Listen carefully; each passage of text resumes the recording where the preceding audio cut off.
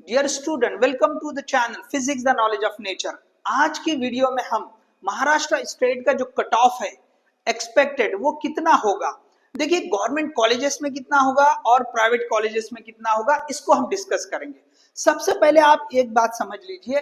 देखिए, ये जो वीडियो है इसमें ओके हमें जो है अगर सब ही कट ऑफ को एक साथ मिलाएंगे तो ये बहुत ज्यादा मिक्सचर हो जाएगा, उसे समझने में मुश्किल होगी।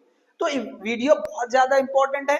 देखिए, यहाँ पे मैं किस तरह से कैटेगरी कर रहा हूं, पहले उसको समझ लीजिए।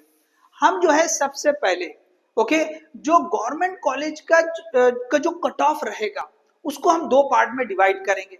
जैसे देखिए, जो है दो तरह का जो है ओपन कैटेगरी का जो है रिजर्वेशन होता है। जैसे एक जनरल, ओपन कैटेगरी में जनरल कैटेगरी होती है, तो उसी के साथ में वुमेन कैटेगरी भी होती है, तो वुमेन का कोटा भी होता है। तो हमें गवर्नमेंट कॉलेजेस के लिए ये दो पार्ट अलग करने पड़ेंगे।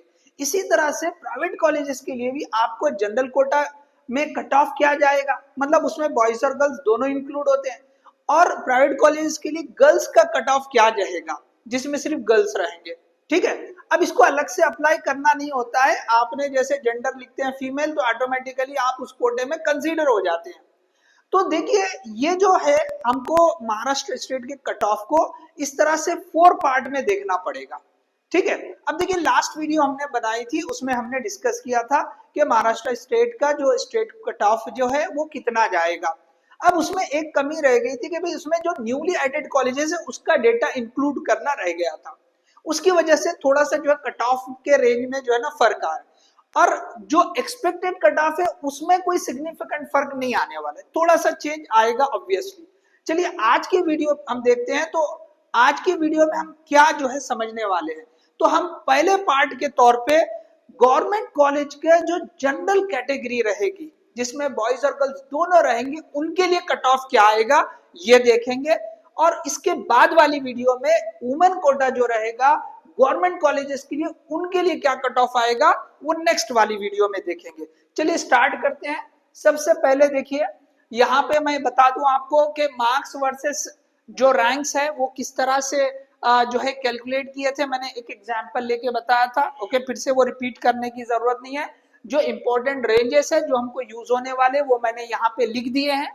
अब जो है हम वन बाय वन जो है लास्ट ईयर के हिसाब से रैंक को चेक करते हैं। ओके, देखिए, लास्ट वीडियो में जैसे बताया था सेम वैसा ही है, लेकिन यहाँ पे अब आपको एकदम से जो है एलॉबरेट करके हो रहा है कि आपको जनरल कैटेगरी के लिए क्या होगा, वुमेन कैटेगरी के लिए क्या होगा, प्राइवेट कॉलेज के लिए क्या होगा, सारा क्लियर होगा। तो सबसे पहले हम देख रहे हैं, देखिए यहाँ पे मैंने लिखा है government college okay expected cut off 2025 general quota, मतलब इसमें बॉयज और गर्ल्स दोनों रहेंगे। तो चलिए यहाँ पे पहले देखिए कि जो 2024 का जो रैंक था वो मैंने लिखा है। ओके, हो सकता माइनर से चेंजेस हो, लेकिन जितना मेरे बेस्ट जो है नॉलेज में था वो मैंने यहाँ लिखा हूँ। ओके, तो अनरिजर्व ओके कैटेगरी के लिए, तो यहाँ पे ओके जनरल का मतलब ये समझे स्टेट के हिसाब से कि इसमें बॉयज और गर्ल्स दोनों इंक्लूड किए हुए हैं। तो यहाँ पे ये जो रैंक आ रहा है 43,434 ओके, और मार्क्स आ रहे 631। तो ये थर्ड राउंड का डेटा लिखा है मैंने। क्यों? तो जो गवर्नमेंट कॉलेजेस में जो है ना कि भाई सीट जो है थर्ड राउंड तक ही तकरीबन फिलअप हो जाते हैं, बहुत रेयर होगा कि फोर्थ राउंड में जाएंगे। हाँ, प्राइवेट कॉलेजेस के लिए फोर्थ राउंड तक भी जा सकते हैं, उसके आगे भी जा सकता है।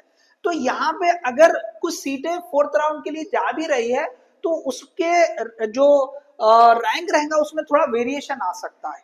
तो बेस्ट ये रह सकता है कि हमें जो है ये जो है थर्ड राउंड तक का डेटा, अगर गवर्नमेंट कोटे की बात कर रहे हैं, गवर्नमेंट कॉलेजेस की बात कर रहे हैं, तो बेटर है कि हम जो है ना थर्ड राउंड का डेटा देखें, थर्ड राउंड जहां पे जो है क्लोज हो रहा है।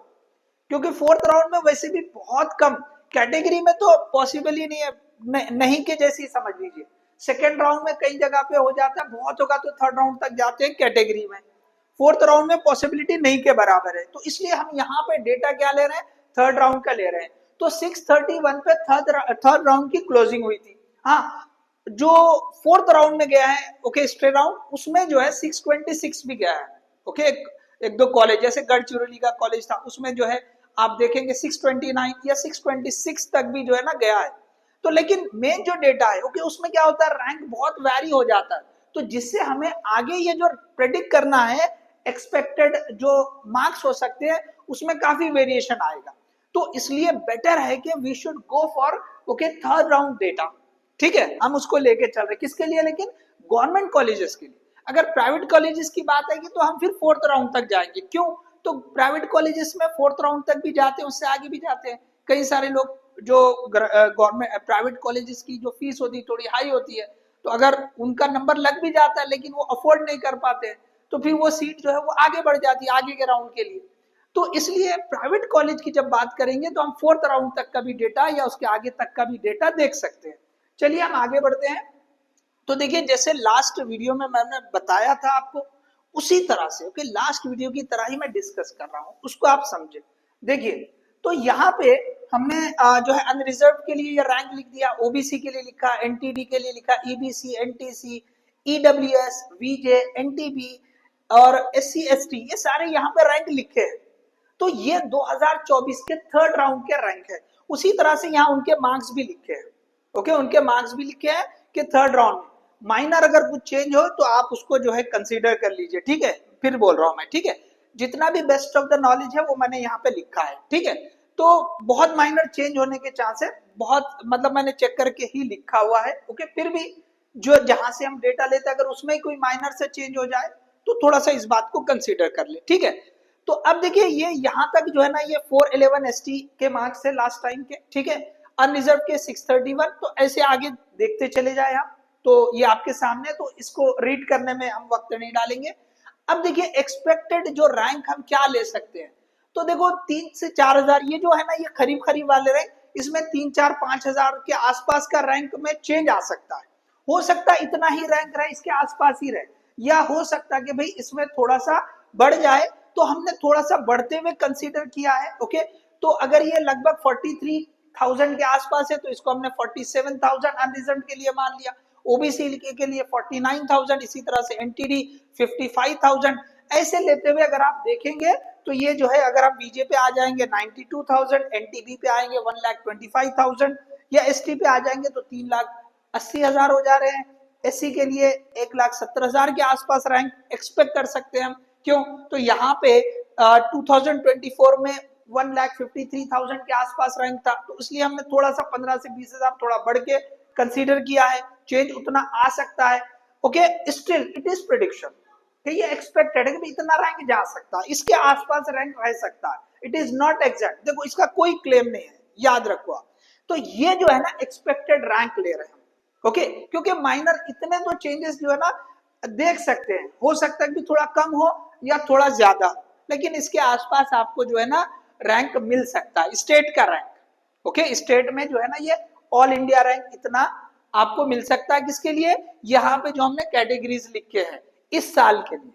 ठीक है, अब इसके हिसाब से आपको मार्क्स लिखने हैं, तो फिर से देख लीजिए यहाँ पे मैंने मार्क्स के सामने जो है ना एक्सपेक्टेड रैंक लिखा हुआ है, तो हमको उसमें से best to worst, okay best scenario क्या हो सकता है, वर्स्ट सिनारियो क्या हो सकता है, तो हम रेंज लिखेंगे, उसको समझने की जरूरत है। तो क्या है, देखिए यहाँ पर सबसे पहले अनरिजर्व की बात करेंगे तो 47K के आसपास रैंक आने के ओके चांसेस है। ओके, 47,000 रैंक, तो 47,000 कहाँ आ रहा है, देखो इसमें भी नहीं आ रहा है, यहां पर भी नहीं आ रहा, हाँ यहाँ आ रहा है, इन दोनों में आ रहा है। इसका मतलब जो लो बेस्ट हो सकता है वो 48,480 के आसपास हो सकता है, और ये जो है बढ़ के कितना हो सकता है, तो भाई वर्स्ट केस में ये 490 की तरफ जा सकता है। तो अगर यहाँ पे हम समझे कि भाई इस रेंज में भी 47 आ रहा है, इस रेंज में भी आ रहा है, तो हम यहाँ पे एक एग्जैक्ट फिगर के बजाय रेंज लिख देते हैं कि भाई ये रेंज हो सकता है हमको 480 से लेके 490। ओके, 480 से लेके 490। थोड़ा सा यहाँ पे रिजर्व कैटेगरी के लिए लास्ट टाइम जो मैंने बताया था, ओके उसमें थोड़ा सा चेंज आ रहा है। ओके, 10 मार्क्स के करीब का जो है फर्क हो रहा है। तो मैंने जैसे बता दिया कि जो रिसेंट नए जो 9 कॉलेजेस थे उनका डेटा उसमें ऐड नहीं था, जिसकी वजह से वो माइनर चेंज, लेकिन आगे कैटेगरी वगैरह में बहुत ज्यादा फर्क नहीं पड़ेगा। ओके, एनीवे यहाँ पे हम बहुत क्लैरिफिकेशन के साथ जा रहे हैं, आप देख लीजिए। ओके, तो चलिए आगे बढ़ते हैं। ओबीसी के लिए लगभग 49 के, तो 49 के भी इसी के बीच में आ रहा है, देखो 45 टू 65, 36 टू 56। तो इसका मतलब ओबीसी के रैंक जो मार्क्स है कट ऑफ वो उसमें भी कोई खास फर्क नहीं आने वाला है, अनरिजर्व्ड और उसमें इसी में आने वाला है। हो सकता है कि आप जैसे ये 49 है तो 49 यहाँ पे देखो 36 है, ये जो है 49, तो इसका मतलब ये 490 जो है ना, हम समझ सकते हैं कि वर्स्ट केस में 36,000 आ रहा है, वर्स्ट यहाँ पे जो है 56 तक जा रहा है, तो ये थोड़ा सा उसके नीचे आना चाहिए 49। तो ऐसे बारीकी से देखें तो आप इसको और भी कन्फाइन कर सकते हैं, इसको और भी कन्फाइन कर सकते हैं, लेकिन वीडियो में कॉम्प्लिकेशन बढ़ जाएगी। तो बेस्ट हम क्या करेंगे भाई, किस रेंज में आ रहा है, इसमें आ रहा है, इसमें आ रहा है, वो रेंज लिख देंगे भाई, ये रेंज में एक्सपेक्टेड जो है ना कट ऑफ हो सकता है मार्क्स का, ठीक है, सिंपल वे में जाएंगे। चले आगे बढ़ते हैं। एनटीडी के लिए 55,000, तो 55,000 ओके। तो अब यहाँ पे आप जो है ना देखो, थोड़ा सा इसको अगर हम छोड़ देंगे, बहुत ही बाउंड्री पे आ रहा है, तो इन दोनों को देख सकते हैं, यहाँ पे 55 से स्टार्ट हो रहा है, ये 45 से 65, तो हम ये कंसीडर कर सकते हैं कि यहाँ पर ये 470 से लेके 480 के रेंज में जा सकता है, ओके, 470 से लेके 480 के रेंज में ये जा सकता है। तो ये एनटीडी के लिए रेंज रह सकती है, एनटीडी के लिए ये रेंज रह सकती है। अब देखिए आगे देखते हैं, ईबीसी या एसईबीसी के लिए आप देख सकते हैं, तो ये 58,000 के आसपास की रेंज है। 58,000 इसमें भी आ रहा है, इसमें भी आ रहा है, देख लीजिए यहाँ पे आ जाए, सॉरी 48, ओके, यहाँ पे आपको ये जो है 40, यहाँ पे 58 आ रहा है, और यहाँ पर भी, इसका मतलब ये जो ईबीसी भी है लगभग इसी रेंज में आ सकता है, 470 से लेके 480। तो अब देखिए यहाँ पे ये जैसे स्टार्ट हो रहा है, ओके, तो ये 58, ओके, यहाँ पे लगभग बाउंड्री इधर करीब आ रहा है, 65 के वेरी क्लोज आ रहा है, तो यहाँ पे आप ये जो है ना 470 प्लस 470 475 के आसपास ही मिल सकती है, ओके, क्योंकि यहाँ पे एग्जैक्टली देखो ये 56 यहाँ स्टार्ट हो रहा है, तो इसका मतलब ये 470 के बिल्कुल क्लोज है। और अगर ये थोड़ा आगे बढ़ के रेंज उसका थोड़ा सा कट ऑफ कम होते चले जाएगा, इस रेंज में जाएगा, तो ये 480 तक तो नहीं पहुंच सकता, ठीक है ना, 480 तक तो नहीं पहुंच सकता। तो यहाँ पे ये हो सकता है कि भाई ये जो है ना 480 के बजाय आप 475 तक बता सकते हैं, बट सेफ साइड बात समझ के रख ले कि भाई 470 से 480 के बीच में हमको जो है ना ईबीसी के ये जो है कट ऑफ आ सकता है। तो यहाँ पे आप इसको जो है ना, जैसे मैंने बोला कि आप 475 का जो है ना, ये 475 कंसीडर कर सकते हैं, उसके आसपास थोड़ा सा कम या थोड़ा सा ज्यादा ले सकते हैं, ठीक है, but anyway it is better to indicate range. अब इसके बाद एनटीसी की बात करेंगे तो 72,000, तो 72,000 देखो इन दोनों में आ रहा है, 55 से लेके 79, 65 से लेके 90, तो इन दोनों की रेंज में आ रहा है। तो यहाँ पे आपको ये 460 से लेके 470 के रेंज में जो है आपको मतलब कट ऑफ मिल सकता है। इसी तरह अगर आप बात करें हम ईडब्ल्यूएस की, तो ये 78,000, तो 78,000 देखो इसमें भी आ रहा है और इसमें भी आ रहा है, ओके, यहाँ भी 78 आ रहा है और यहाँ भी 78 आ रहा है, तो ये 450 से लेके 460 की रेंज हो सकती है, 450 से लेके ये 460 की रेंज हो सकती है। इसी तरह बीजे की बात करेंगे तो 92,000, तो 92,000 देखो ये 450 वाले में भी आ रहा है और 440 वाले में भी आ रहा है, तो सिंपल हम यहाँ इंडिकेट कर सकते हैं कि ये 440 से लेके 450 का रेंज हो सकता है। तो थोड़ा सा ये देखिए जिस तरह से रेंज आ रही है उसको समझने की जरूरत है, यहाँ पे एक्सपेक्टेड रैंक लिखे है। इसी तरह से अगर एनटीबी की बात करेंगे तो ये लगभग 1,25,000 के रेंज में जा रहा है, तो यहाँ पे आप देख सकते हैं कि भाई ये एकदम बाउंड्री पे आ रहा है, ठीक है, तो आप जो है यहाँ पे इसको, यहाँ पे भी 1,25 आ रहा है, यहाँ पर भी 1,25 आ रहा है, तो हो सकता है ये 410 से 420 के रेंज में भी जाए या फिर इधर भी जा सकता है, ठीक है ना। तो यहाँ में अगर थोड़ा सा अगर इस रेंज को बोलूं कि ये 410 से लेके 430 के रेंज में हो सकता है, थोड़ा सा वेरिएशन, या अगर आप इसको नहीं माने तो आप ये जो है ना ये 420 के आसपास ले सकते हैं, 420 प्लस थोड़ा सा आपको इसको बढ़ाना पड़ेगा, तो 410 से लेके 420 प्लस थोड़ा सा ऐड करके आप ले सकते हैं। तो भाई इस रेंज में जो है ये एनटीबी, ओके, एनटीबी जो है ये जा सकती है।